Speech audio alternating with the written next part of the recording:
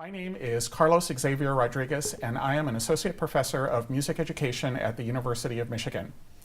Musical experience has really changed in our lifetime. Because of digital tools, we are able to share and express ourselves through music with people all over the world. People do not need to necessarily to be involved in formal music education at school or take lessons in order to become musical. The opportunities for becoming musical are out there in the world. This can be problematic for pre-service music educators because they are taught musicianship and performance skills primarily through the tradition of Western European common practice. However, when they come into my music methods classes, I find that all music educators have a rich and varied background in popular music which they are able and willing to use. Today I would like to offer just some ideas for structuring the study of popular music in music education classes. Popular music is, by definition, the kind of music that people like.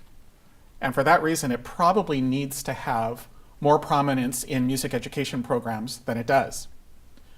It seems to me that musicianship and performance are taught primarily through Western European common practice, and this makes it problematic, difficult for music education undergraduates to include popular music in their teaching ideas. I would like to propose today some ideas for developing an approach to teaching popular music in the classroom. Is popular music important to your musical history and development? I ask this of my students all the time and find that they have rich and varied backgrounds in popular music. But it's important to connect that background to American roots music. American roots is a term that's applied to the music of African Americans in the rural South at the turn of the 20th century. These influences traveled north along the Mississippi River and then east and west. And these influences really formulate the basis of American popular music. I think it's important to create lists of important music. I think it's also important to develop an understanding of instruments and how they're played, key artists of any given historical period or genre. It's also important for students to understand compositional processes as they've developed throughout the 20th century in American roots music. One of the ways of holding all this information together is to develop a narrative. A narrative is an account that presents connected events. Several years ago at the University of Iowa, I taught a summer workshop, and one of my teachers explained that she really didn't have popular music the way her older sister did, and told the story of how one morning she and her older sister and all her older sister's friends went out to the field and saw the remains of a plane crash, which of course was the night the music died. Buddy Holly, Ritchie Valens, and Big Bopper had all died in a plane crash the night before after giving a concert in her hometown of Clear Lake, Iowa. I thought what a wonderful beginning of a narrative to say that you were part of that story.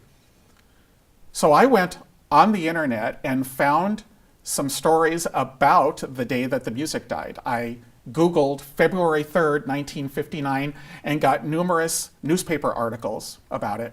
I recalled the song by Don McLean, American Pie, which talks about the day the music died. There's a movie, La Bamba, about the story of Ritchie Valens, and I watched that and got some ideas from that as well. I also found directions to the memorial in the middle of the cornfield in Iowa and thought what a wonderful field trip that would make for me and some of my students. These are kinds of things that people would do to create a narrative. They would begin by collecting information from the web, by talking to other people, looking at their own music collection perhaps, and intertwining all these different elements into a personal story. Filmmaker Ken Burns believes that history becomes compelling when it engages the emotions. I've been playing guitar since I was 11 years old, and I can't remember anything I've ever wanted to do more than play the guitar well. In the summer of 1971, I locked myself in my bedroom and tried to learn every blues lick that I could. My inspiration was Johnny Winter's rendition of Bob Dylan's Highway 61 Revisited, which is 20 minutes of crazy guitar soloing in which he never repeats himself. So I tried to learn all those licks, and while I was doing that, I asked myself the question, why Johnny Winter? Why me? He played exactly the way that I wanted to play. But how did he develop his own style? Who influenced him? I believe it was Muddy Waters, who started in the Delta and came up the Mississippi River and migrated towards Chicago and helped urbanize the blues. It turned the blues into a combo event. It electrified the blues, transferring from the acoustic guitar to the electric guitar. It allowed for the beginning of riff-based music, for which Muddy Waters is so famous. But who influenced Muddy Waters? I believe it was Son House, who was a contemporary of Charlie Patton, as they made the rounds in all the plantation houses in the early 20th century. Do you have a personal narrative to develop? To conclude, I would encourage all of you to write yourself into American music history. Find some historical context for your abilities and your interests in popular music. You can do this by developing graphics, studying instruments, artists, groups, repertory, developing lists, gathering all these resources together, but then assembling them into some sort of coherent and personally meaningful context. That is what I've been calling a narrative. And these narratives personalize this information. They make the history meaningful by engaging the emotions. So, is popular music important to your music history and development? Do you have a personal narrative you can develop?